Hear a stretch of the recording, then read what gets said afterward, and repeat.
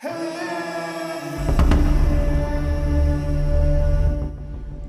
sahabat Jari Pelawi Chess, menurut kalian masih ada nggak pertandingan tahun 1961 cara bermainnya di tahun sekarang ini ataupun di masa pecatur sekarang ini, di mana Rashid Nesmedinov melawan Mikhail Tal. Taktikal dilancarkan, kebingungan Mikhail Tal.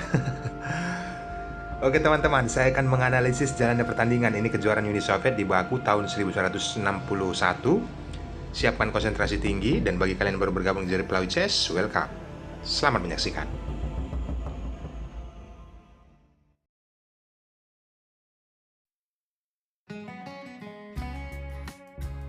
Rashid Nesmedinov memegang buah putih dan memulai dengan pion E4. Mikhail Tal membalas pion C5.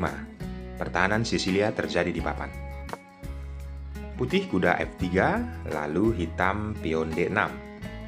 Teman-teman perhatikan, setelah Mikhail Tal menaikkan pion D2 langkah dan terjadi pertukaran pion, pion tersebut dipukul dengan kuda, bukan dengan menteri. Next, kuda F6 dan putih kuda C3 melindungi pion. Setelah hitam pion E6, lalu putih di sini mengeluarkan gajah, persiapan untuk rokade sayap raja, teman-teman. Hitam pion A6 menghambat pergerakan kuda, dan di sini Rashid Nesmedinov langsung melakukan rokade sayap raja. Tal mengeluarkan menteri ke C7 mengambil diagonal. Jelas di sini langsung terjadi penutupan diagonal tersebut, pion F4. Hitam kuda D7, dan di sini lihat teman-teman, langkah yang luar biasa dilakukan Rashid Nesmedinov. Naikkan pion G2 langkah. Terlihat di sini pion E, pion F, dan pion G telah menempatkan ke jalur 4. Apa dampak dari semua ini teman-teman? Kita pelajari. Setelah Tal naik pion B5, lihat Rashid Nesmedinov mulai melancarkan ataupun menaikkan pion A satu langkah menghambat pergerakan pion ke depan. Gajah dikeluarkan mengambil diagonal untuk mengancam pion, pion dijaga oleh gajah. Lagi-lagi pion diancam, penambahan pengancaman ya oleh kuda, dan tetap dijaga oleh menteri. Pion E5 dilakukan oleh hitam mengancam kuda. Teman-teman bisa perhatikan langkah Rashid Nesmedinov dengan kondisi seperti ini pada saat kudanya diancam. Yaps, penempatan kuda ke F5 sekaligus juga mengancam posisi raja. Hal ini tidak nyaman bagi Mikhail Tal, menaikkan pion dan mengusir kuda. Rashid Nesmedinov tidak mengusir kudanya teman-teman, tapi memukul pion kembali mengancam kuda yang ada di F6. Pion tersebut dipukul. Langkah berikutnya menempatkan kuda ke H6. Danger position teman-teman, karena Rashid Nesmedinov telah menempatkan kuda ke tempat yang strategis ya, ke H6. Ini sangat tidak nyaman. Lalu hitam kuda E6. Di sini posisinya teman-teman perhatikan, dan kita dapat pelajaran penting. Kita berandai, apabila gajah memukul kuda, maka jelas gajah dipukul oleh gajah, terhambat untuk rokade sayap raja oleh hitam, sekaligus juga gajah bisa menempatkan nantinya ke G7 mengancam kuda dan benteng. Ini dilihat oleh Mikhail Tal teman-teman, maka dia tidak pukul kuda tersebut, melainkan menurunkan kuda ke E6. Selanjutnya gajah ditarik agar benteng bisa mengancam kuda yang ada di F6, tetapi kuda tersebut dilindungi oleh gajah berada di G7 sekarang ini. Langkah brilian berikutnya teman-teman oleh Rashid Nesmedinov, sedikit merubah keadaan. Yaps, memukul kuda dengan benteng.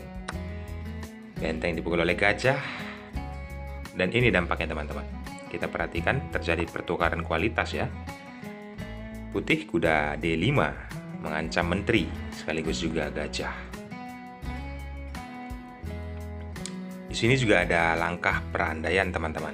Apabila dengan kondisi ya menteri ditempatkan ke D8, tetapi kita berandai apabila gajah pukul kuda, maka pion pukul gajah mengancam kuda.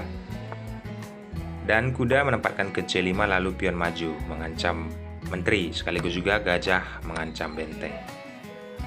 Ini yang akan terjadi dengan kondisi seperti ini, jelas terlihat putih unggul.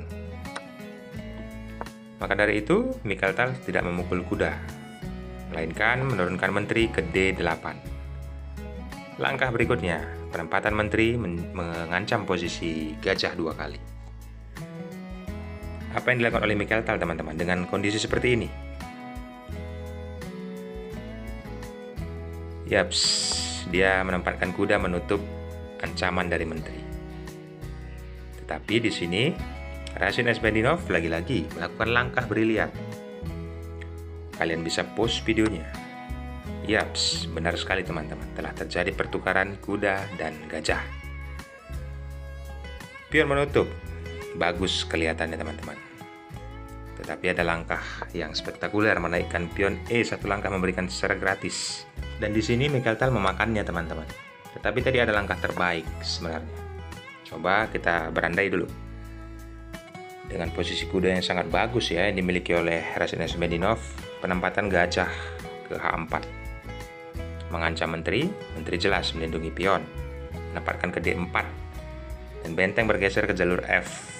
Langkah putih di sini teman-teman masih sangat berimbang dan merubah keadaan. Beda halnya apa yang dilakukan oleh Mikhail Tal, memukul pion tersebut dengan gajah. Ini yang akan terjadi teman-teman. Benteng mengepin posisi raja, lalu sebenarnya sudah langkah bagus, pion melindungi gajah, tetapi ada langkah ininya teman-teman yang merubah semuanya.